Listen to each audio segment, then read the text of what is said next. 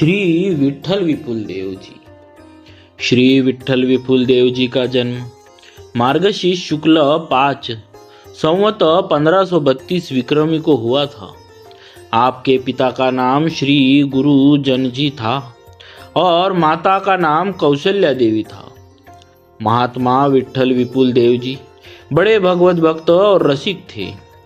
उनके नेत्र, कान और अधर आदि भगवान की रूप रस माधुरी से सदा संप्लावित रहते थे। वे रसिकराज स्वामी श्री हरिदास जी के शिष्य थे, समकालीन थे। उनकी अनन्य गुरुनिष्ठा थी। स्वामी जी के वे विशेष कृपा पात्र थे।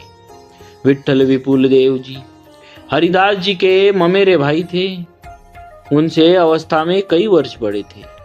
वे कभी कभी श्री हरिदास जी के साथ उनकी बाल्यावस्था के समय भगवत लीला अनुकरण में सम्मिलित हो जाया करते थे।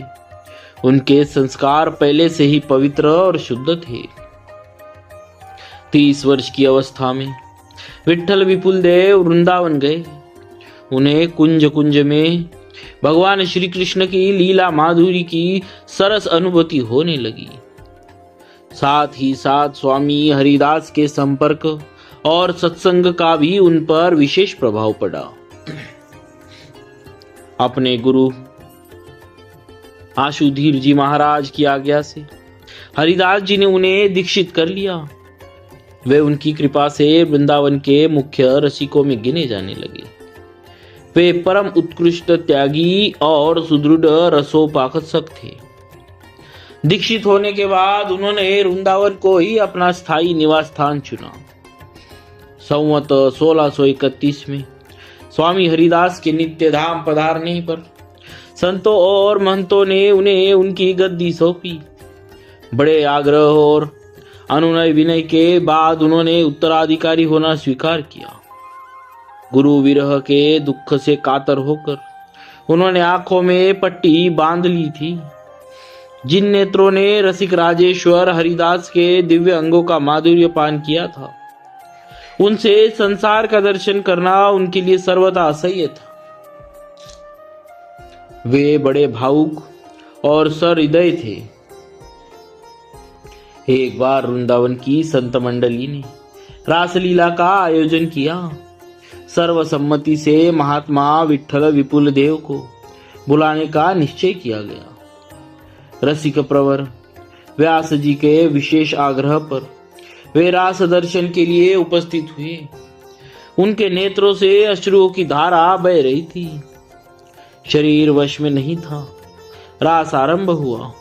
प्रिया प्रियतम की अद्भुत पदनुपूर ध्वनि पर उनका मन ना छूटा। दिव्य दर्शन के लिए उनके हृदय में तीव्र लालसा जाग उठी। विलंब असह्य हो गया। भगवान से भक्त की विरह पीड़ा न सही गई। उनकी आह्लादिनी शक्ति रसमयी रास स्थित श्री रासेश्वरी ने कहा, मेरे दर्शन करो, मैं राधा हूँ। नित्य के लिए सहचर्य रस के स्मरण मात्र ने भावावेश में उन्हें दर्शन के लिए विवश किया। उन्होंने पट्टी हटा दी। नेत्रों ने रास रसिक शेखर नंदन और राधा रानी का रूप देखा। वे खुले तो खुले ही रह गए।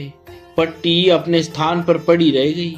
विठ्ठल विपुल देव ने रासस्थ्य भगवान और उनकी भगवत्ता स्वरूपा साक्षात राधा रानी के दर्शन किए।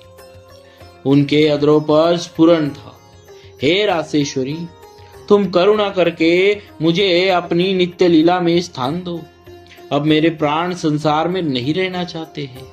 बस वे नित्य लीला में सदा के लिए सम्मिलित हो गए। उनकी रसोपासना ने पूर्ण सिद्धि अपनाई। वे भगवान के रास रस के सच्चे अधिकारी थे। रसिक संत और विरक्त महात्मा थे। भगवान ने उन्हें अपना लिया। कितना बड़ा सौभाग्य था भक्तराज श्री विठ्ठल विपुल देव जी का।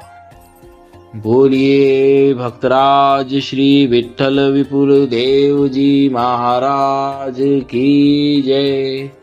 भक्तवत्सल भगवान की जय।